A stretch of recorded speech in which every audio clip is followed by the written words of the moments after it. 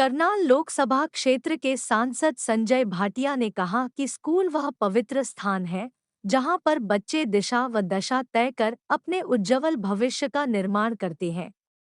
शिक्षित होकर हम अपने विवेक से जीवन में आगे बढ़ने के निर्णय ले सकते हैं। सांसद वीरवार को जेपीएस अकादमी के 13वें वार्षिकोत्सव कार्यक्रम में बतौर मुख्यातिथि बच्चों व उनके अभिभावकों को संबोधित कर रहे थे।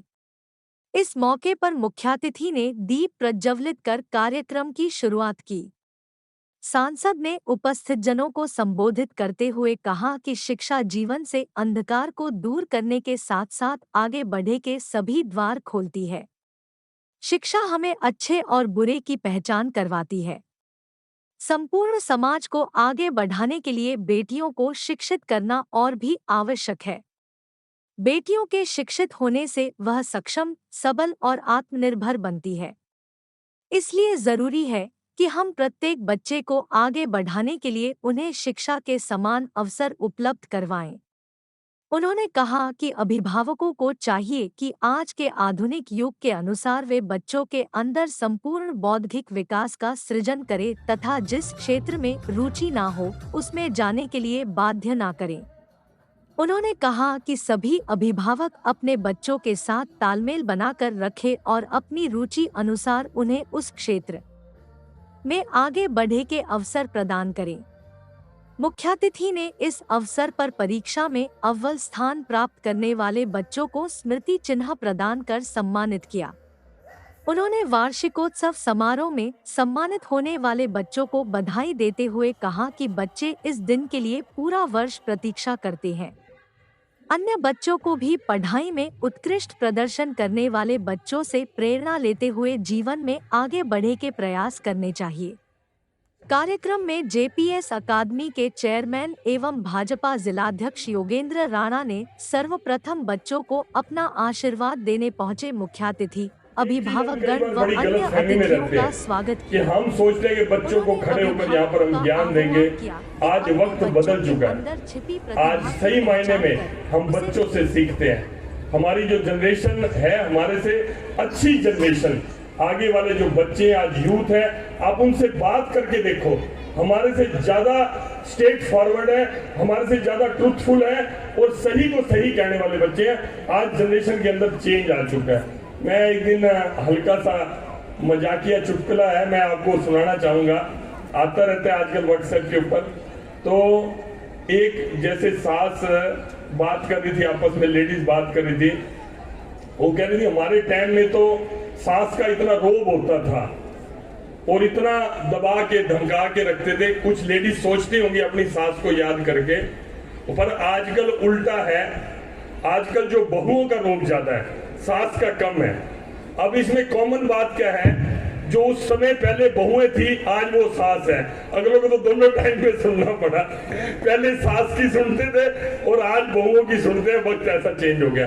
तो हमारी जनरेशन भी ऐसी है। हम अपने पेरेंट्स से डांट भी खाते थे, मार भी खाते सीखते थे, और आजकल के बच्चे जो हैं वो भी हमें सिखाते हैं कई मामलों के अंदर। तो मैं ब्लेसिंग्स दूंगा, स्कूल को शुभकामना दूंगा और बच्चों को ब्लेसिंग्स दूंगा। और राजनीतिक क्षेत्र में होने के कारण कई बार आदमी सोचता है भाई ये सांसद बन गया, आज की इसकी इच्छा पूछो क्या है। अगर ईमानदारी से, अगर मेरे को अगर परमात्मा प्रकट होके कहे तेरी इच्छा क्या है, तो मेरी एक ही इच्छा आज की, किसी तरह मेरे को दोबारा जैसे आज के बच्चे मंच के ऊपर थे वैसा बच्चा बना दे, ताकि मैं बच्चों की तरह ही जिंदगी जीऊं और बच्चों की तरह बन के, क्योंकि आगे आने वाले जो बच्चे हैं वो हमारे से बेटर रहने वाले हैं, अच्छे रहने वाले हैं। इसलिए आज की जनरेशन को मैं सैल्यूट करता हूं। हम सब मिलकर स्नेह से, प्यार से, कई बार हम बड़े टारगेटेड हो जाते हैं इतने %। मैं पेरेंट्स को भी कहूंगा, अपने एक्सपीरियंस से कह रहा हूं, मेरे भी 2 बेटे हैं, मैं अपने एक्सपीरियंस से कह रहा हूं कि बहुत ज्यादा टारगेटेड बच्चों को एक स्ट्रेस में मत लो कि यार इतने % नंबर लेने ने, इतने नंबर ना आए तो आगे एडमिशन लेना, कुछ नहीं। ये भी अपने आप में उसका माइंड की डेवलपमेंट होने दो। आज कोई किताबों की पढ़ाई लिखाई, डिग्री से ज्यादा वैल्यू आदमी का जो ओवरऑल डेवलपमेंट है उसकी रहती है। इसलिए किसी को बिल्कुल स्ट्रेस मत दो, बच्चों को एग्जाम का स्ट्रेस न दो। मोदी जी ने तो वैसे भी परीक्षा के ऊपर चर्चा के, मैं भी कई स्कूलों में जाके बच्चों से इंटरेक्शन करके आया हूँ। तो आप बिल्कुल बच्चों को एग्जाम्स का स्ट्रेस बिल्कुल ना देना। और दूसरी बात, मैं अभी बैठा हुआ एक कोट पढ़ रहा था, यहीं पे बैठे मैंने पढ़ा, एक संत ने कहा है कि परफेक्ट बनो या ना बनो, परफेक्ट हर कोई नहीं बन सकता। कोई भी आदमी यहाँ बैठा है या भाई या बहन बैठे हैं, कोई परफेक्ट नहीं है। परफेक्ट बनो ना बनो, लेकिन रियल जरूर बनो, असली जरूर बनो। ये कोट मैंने अभी इस मोबाइल के अंदर पढ़ी है। तो हम सब इस इंस्टीट्यूशन को, इस समाज को, इस देश को आगे बढ़ाएंगे, हम सबकर मिलकर बढ़ाएंगे, हम सबकी जिम्मेवारी है। बच्चों को अपने माता पिता व शिक्षकों का सहयोग बहुत जरूरी है, तभी बच्चे अपने सपनों को पूरा कर सकते हैं। उन्होंने कहा कि जेपीएस अकादमी पिछले 16 वर्षों से शिक्षा के क्षेत्र में जिस प्रकार से आगे बढ़ रही है, उसमें सभी अभिभावकों का भरपूर योगदान रहा है। उन्होंने कहा कि अभिभावकों के सहयोग व आशीर्वाद के बिना यहाँ तक पहुँचना असंभव था। ये बात कहना चाहूँगा कि पिछले 16 वर्षों से जेपीएस एकेडमी असंध में शिक्षा के क्षेत्र में जिस प्रकार से आगे बढ़ रही है, उसमें आप सभी जो अभिभावक यहाँ बैठे हैं उनका भरपूर योगदान है। आपके सहयोग और आशीर्वाद के बिना यहाँ तक पहुँचना असंभव था। मैं उसके लिए आप सभी का तहे दिल से आभार व्यक्त करता हूँ, धन्यवाद देता हूँ। बच्चों का जिस प्रकार से अभी यहाँ पर सांस्कृतिक कार्यक्रम बच्चे दिखा रहे थे, एक नाटक के माध्यम से उन्होंने आपस में जो बच्चों का कंपटीशन होता है, जिस प्रकार से माता पिता अपने बच्चों को दूसरे से कंपेयर करते हैं, उसके बारे में भी बता रहे थे। मैं सभी अभिभावकों से एक बात जरूर कहना चाहूँगा कि अपने बच्चों का दूसरों बच्चों के साथ ज़्यादा कंपेयर न करें, क्योंकि परमपिता परमात्मा जिस भी बच्चे को पैदा करके भेजता है उसके अंदर कोई ना कोई प्रतिभा छिपी होती है, और केवल जरूरत किस बात की है कि उस प्रतिभा को तलाशने और तराशने की, उसी के लिए ये मंच है। और बच्चे के भविष्य के निर्माण के लिए 3 बातों पर निर्भर है। सबसे पहले उसके माता पिता, दूसरा स्वयं बच्चा, और तीसरा उसके अध्यापक। यदि इन तीनों बातों में से कोई एक बात भी यदि कम रह जाए, यदि माता पिता का सहयोग पूरा ना मिले, टीचर्स का सहयोग पूरा ना मिले, और इन दोनों के सहयोग के बावजूद यदि बच्चा अपने जो उसने गोल जीवन में सोच रखा है, जो माता पिता ने अपने बच्चों के प्रति जो सपने संजो रखे हैं, उसको पूरा तब तक नहीं कर पाएगा जब तक इन तीनों बातों में से कोई एक बात भी यदि कम रह जाए, तो गोल अचीव करना बड़ा मुश्किल है। तो मेरा सभी से अनुरोध है, सभी माता पिताओं से विशेष तौर पर अनुरोध है कि हम अपने बच्चों की मन की बात जरूर जाने और कोशिश करें कि एक समय का भोजन अपने बच्चों के साथ जरूर करें, क्योंकि यदि हम अपने बच्चों को समय देंगे तो बच्चे के मन में क्या चल रहा है, बच्चे किस लाइन पर चल रहे हैं, हमें बच्चों की बात का जरूर पता चलेगा।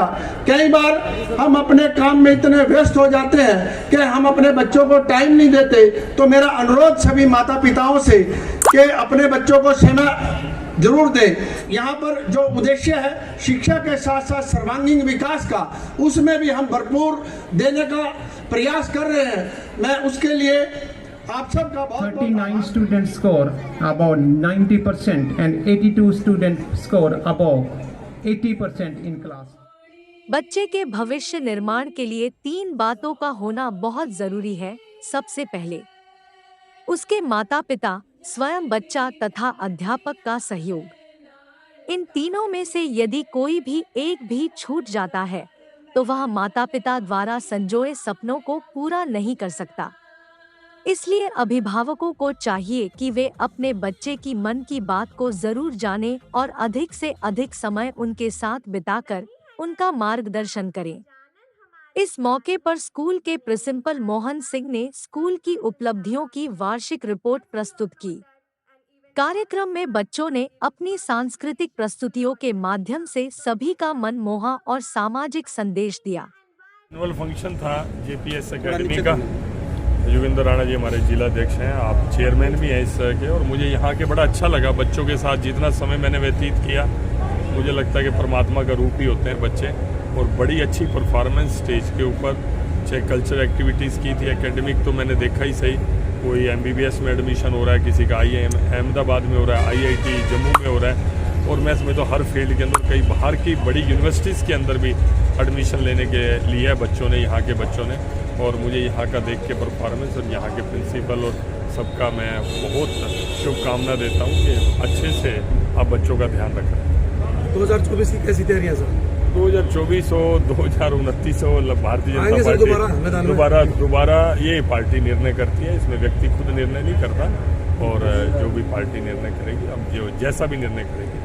आपके कार्यकाल में क्या खास दिया आपने संघ को? मैं समझता हूँ कि जिस तरह का नेशनल हाईवे का जाल हमारे लोकसभा क्षेत्र के अंदर हुआ, और अभी जिस तरह से हमारे यहाँ करनाल यमुनानगर लाइन का और पानीपत मेरठ रेलवे लाइन का रहा है, और रैपिड ट्रेन भी हमारे यहाँ पर जो आने वाली है पानीपत तक है, उसका प्रयास है कि करनाल तक किया जाए।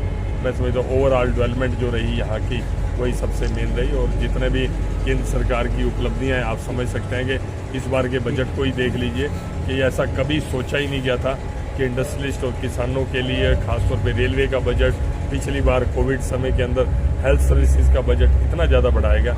जितनी संवेदनशील मैं समझता हूँ माननीय नरेंद्र मोदी जी की सरकार रही है, इससे पहली सरकारें तो अपने स्कैम्स के अंदर ही उलझी रहेगी, अपने घोटालों के अंदर ही उलझ के रहेगी। 5 वर्ष पहले सर स्टेडियम देने की बात हुई थी, लेकिन स्टेडियम नहीं बना, ऐसा आया है?